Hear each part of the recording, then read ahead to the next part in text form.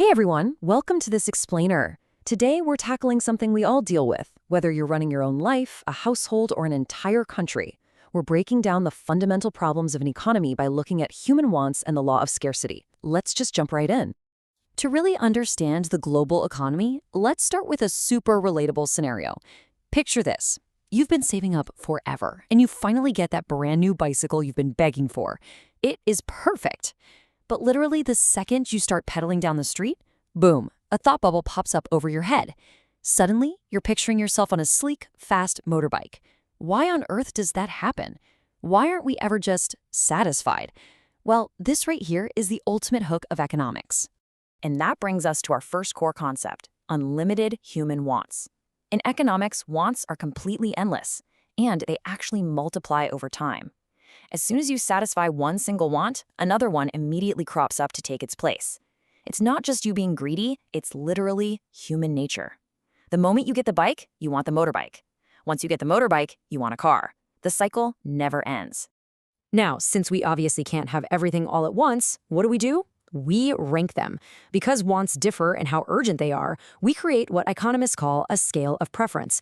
We list our various wants in order of importance. So if you only have a little bit of cash, buying your school textbooks, that might be number 1, because it's urgent. Fixing the chain on your current bicycle might be number 2. And saving for that dream motorbike, that gets pushed down to number 3. We are basically forced to make choices based on what's most urgent.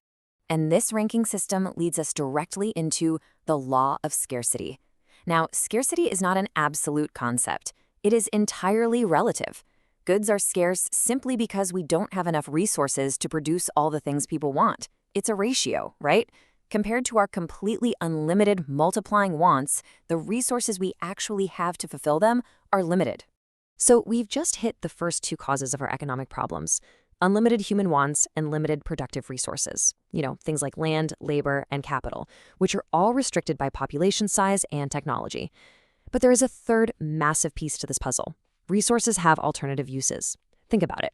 A piece of land can be used to grow wheat, or you can build a factory on it. You can't do both at the exact same time. The fact that resources are competitive is what truly forces us to make the hard decisions. It's actually kind of fascinating how pop culture can perfectly capture highly technical economic concepts. Take the iconic Shah Rukh Khan quote, "Kuch paane ke liye kuch khona padta hai." To gain something, you must lose something. Hit the nail on the head. In economics, we call this marginal opportunity cost. Because resources have alternative uses, using scarce resources for one commodity absolutely prevents them from being used for another. The opportunity cost is simply the next best alternative you had to give up. Every single choice has a cost. So if we scale this whole concept up from you choosing between a bicycle and textbooks to an entire society making choices, we arrive at the 3 central problems of an economy. Every single economy out there, capitalist, socialist, mixed, whatever, has to answer these 3 basic questions: what to produce, how to produce, and for whom to produce. Let's break these down real quick. First up, what to produce and how much. A society has to figure out exactly how to allocate its resources. Should we make more consumer goods for a great quality of life today, or more capital goods like machinery to ensure growth for tomorrow?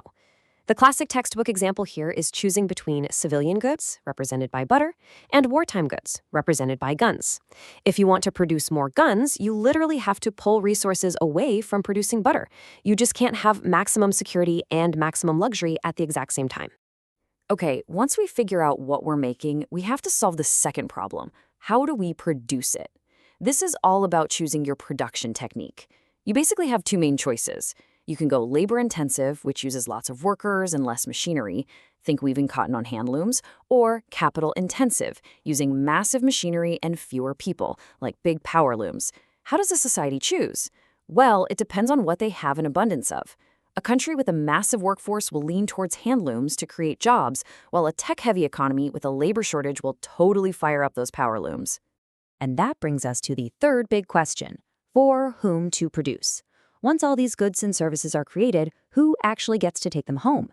Are we producing for the classes, the wealthy few wanting luxury goods, or for the masses who need basic necessities? Ultimately, this all boils down to how national income is distributed. People who have the income get the goods, so the distribution of wealth directly dictates who gets the butter, the bicycles, and the motorbikes. To map all of this out, economists use a really brilliant visual tool called the Production Possibility Curve, or PPC. The PPC is a curve that shows the various combinations of two goods you can produce when you have a fixed amount of resources, a fixed level of technology, and, this is key, you're using everything fully and efficiently. It's basically society's ultimate menu of choices. Take a look at how this works. If society uses every single resource it has for defense, it can produce, say, 15,000 guns, but absolutely zero butter. Extreme, right? On the flip side, put all your resources into butter and you get zero guns. All the points along the curve represent the trade-offs in between. To get more of one, you physically have to divert resources away from the other, like moving workers out of gun factories and straight into dairy farms. Now, there are two really important features about the shape of this curve. First, it slopes downwards to the right. This is visual proof of the law of scarcity. You absolutely have to give up some of one good to get more of the other. Second, notice it's not a straight line. It bows outward, meaning it's concave from the origin. This happens because of increasing opportunity cost. Think about it. Resources aren't equally efficient at everything. A master gunsmith is going to make a pretty terrible dairy farmer. As you force those specialized workers to switch industries, their efficiency tanks, so the cost of making that extra unit of butter gets higher and higher. But the PPC isn't just about what we are producing. It also shines a massive light on what we're failing to produce. If an economy is operating deep inside the curve, it means resources are just sitting idle. Factories are shut down, people are unemployed. This is a massive dead loss to society, because we could be producing more of both goods without giving anything up, just by putting those folks back to work. And what about a point floating way outside the curve? Well, with our current resources and tech, that's just an unattainable dream. We simply don't have the capacity for it right now. So, the ultimate goal for any society is full and efficient utilization of its resources. We want to be operating directly on that curve.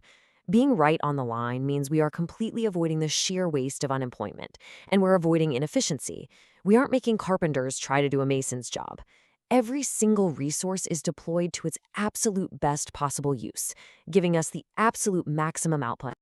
But here is the really incredible news. We aren't stuck on that same curve forever. Through economic growth, the entire curve can shift completely outward.